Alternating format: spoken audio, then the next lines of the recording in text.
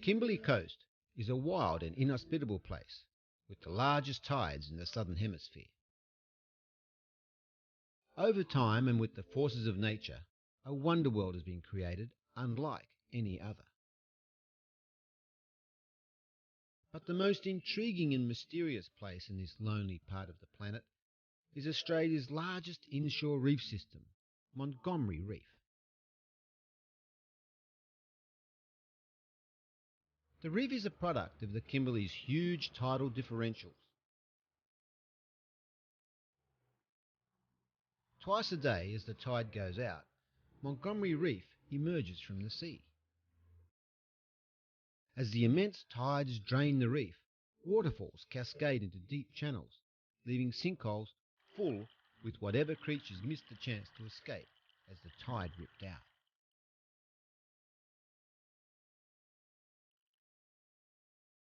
The landmass of Montgomery varies from around 20 square kilometres at high tide to 300 square kilometres at low tide.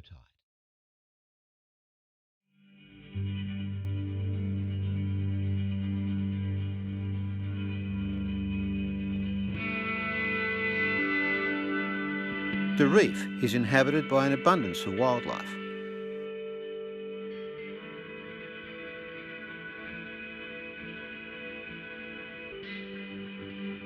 On the eastern edge of Montgomery Reef are little specks of land known as high Cliffy Islands.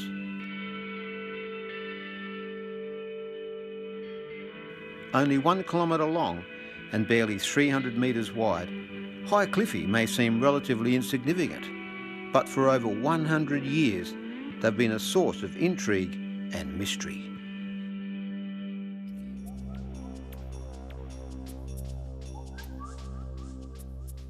High Cliffy was once home to the Yawijibaya people, who lived here for almost 7,000 years.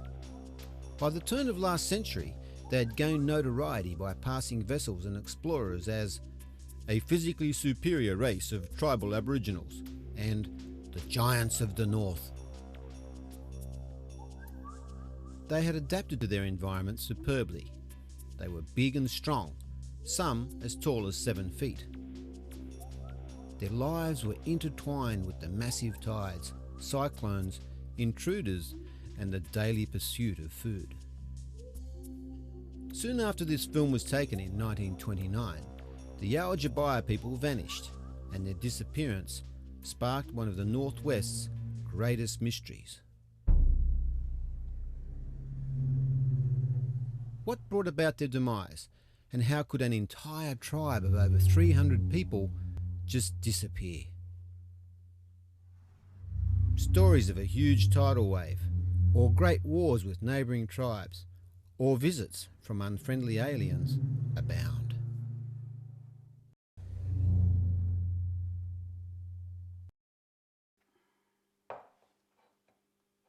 Sue O'Connor is an archaeologist at the Australian National University in Canberra.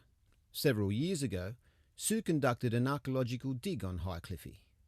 I originally went to High Cliffy Island, or became interested in it as an archaeologist, because the literature suggested that Aboriginal people would only use big islands close to the mainland, and here you had people using these tiny little offshore islands and catching the tides essentially in an area with the biggest tides in Australia, out to these very small distant islands on these mangrove rafts. So I thought, well, that seems like a really interesting area to investigate, and went up there to do my research work.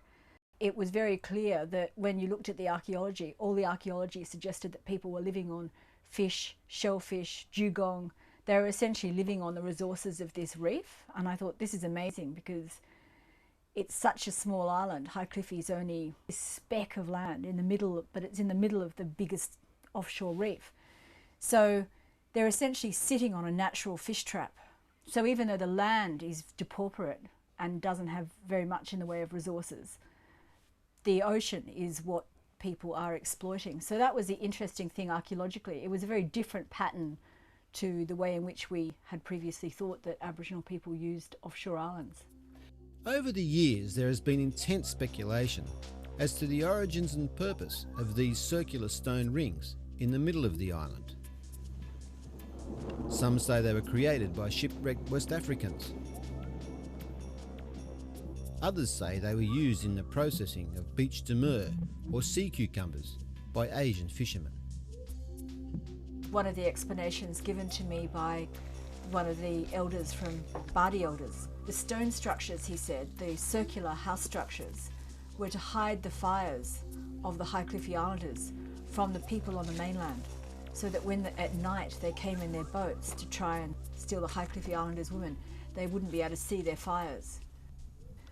But I think the real story of these people eking out a living really by being mobile fishermen, moving between these tiny, tiny lumps of rock on this huge inshore reef, is just as fascinating, if not more fascinating a story than the romantic Portuguese shipwreck one. Today, the islands have been classified a marine park and attract the occasional visitor. But the mystery remains. What really did happen to the people of High Cliffy Island?